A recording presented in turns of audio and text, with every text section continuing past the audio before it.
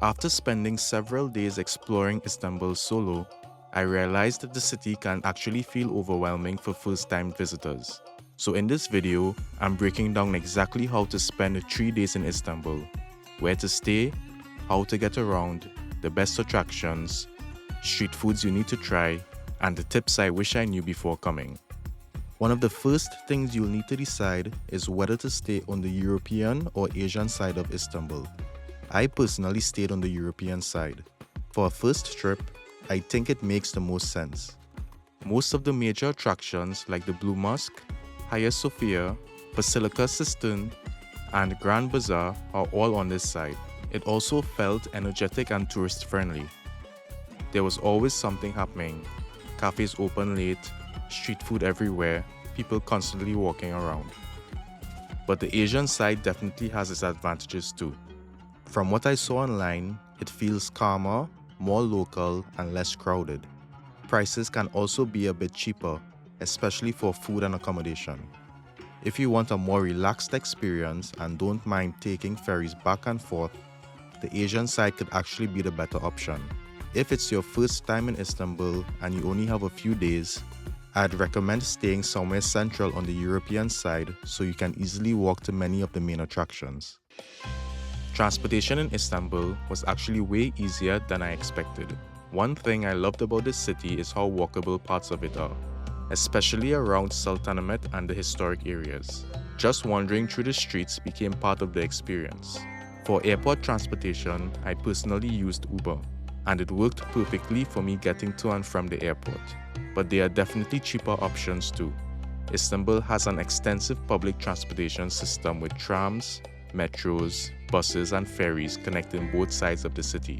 If you plan on using public transport often, getting an Istanbul card is probably worth it. Ferries are also more than just transportation. They are honestly part of the experience. Crossing between Europe and Asia while watching the skyline of Istanbul is something you should do at least once, even if you're only visiting for a few days. One thing I will say though, traffic here can get pretty crazy. Distances that look short on the map can sometimes take way longer than expected.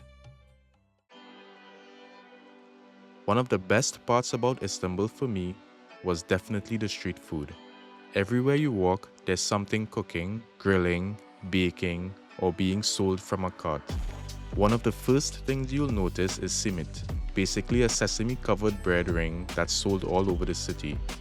It's simple, cheap, and perfect if you just want a quick snack while exploring. You'll see roasted corn vendors everywhere, especially around tourist areas and waterfronts.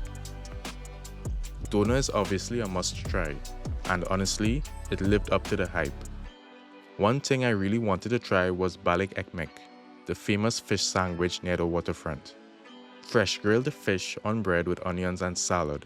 Super simple, but good. I also tried kokoreç, which is basically seasoned lamb intestines. Definitely more adventurous, but surprisingly flavorful.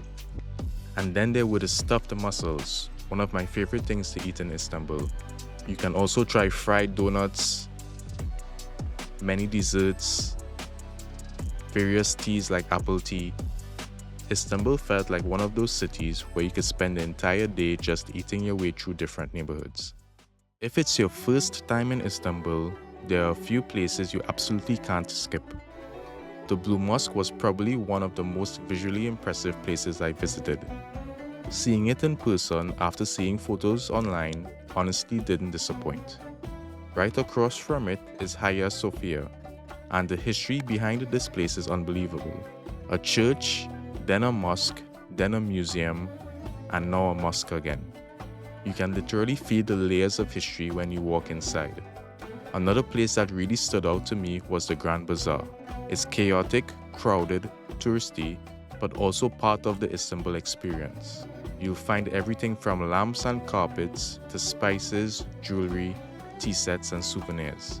Even if you don't buy anything, it's worth visiting just to experience the atmosphere. Beyond the major attractions though, some of my favorite moments in Istanbul were honestly just walking around the neighborhoods, hearing the call to prayer echo through the city, and stumbling across random cafes or viewpoints.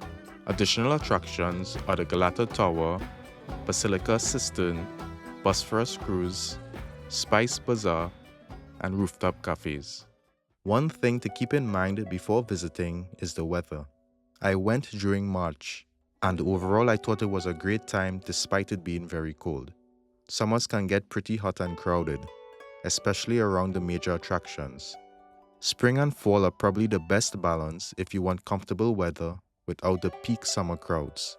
Winters are colder and sometimes rainy, but you'll also get fewer tourists and cheaper prices. No matter when you visit, bring comfortable shoes. Istanbul is way hillier than I expected. Even after researching Istanbul before my trip, there were a few things that genuinely surprised me. The first was just how massive the city is. With over 15 million people, Istanbul feels endless, stretching across 2 continents and dozens of neighborhoods. Another surprise was how often I heard the call to prayer. Throughout the day, the sound echoes across the city from hundreds of mosques, creating an atmosphere that's completely unique. And finally, I was surprised by how modern Istanbul feels. While the city is famous for its ancient history, you'll also find trendy cafes, shopping districts, rooftop bars, and modern neighborhoods right alongside centuries-old landmarks. There are plenty of beautiful cities in the world, but Istanbul stands in a category of its own. It's one of the only major cities on Earth that spans 2 continents, Europe and Asia. For thousands of years, it served as the capital of multiple empires, including the Roman, Byzantine, and Ottoman empires. That's why you find churches, mosques, palaces, and markets all within a short distance of each other. Few places combine history, culture, food, architecture, and natural beauty quite like Istanbul, which is a big part of why so many travelers fall in love with the city. Very few destinations offer this much variety in a single trip. One moment you're exploring a centuries-old underground cistern. The next, you're cruising along the Bosphorus, eating incredible street food, or watching the sunset from a rooftop overlooking the city. Whether you're interested in history, culture, food, photography, or simply experiencing a place unlike anywhere else, Istanbul delivers. It's one of those destinations that not only lives up to the hype but often exceeds it. The next time I visit Istanbul, I would try to spend more than 3 days. I think 2 to 3 days is enough to see the highlights. But Istanbul is the kind of city that rewards slow travel. Some of my favorite moments weren't at famous attractions. They were simply wandering the streets, discovering local cafes, and soaking in the atmosphere. So after my 3 days here, it's easy to see why the city captures the imagination of so many travelers. It's a place where East meets West, where ancient history sits alongside modern life, and where every neighborhood feels like a completely different experience. Whether you're here for the incredible food, the rich culture, the stunning architecture, or simply the adventure of exploring one of the world's greatest cities, Istanbul has a way of leaving a lasting impression. If Istanbul is on your travel bucket list, I wouldn't hesitate to recommend it.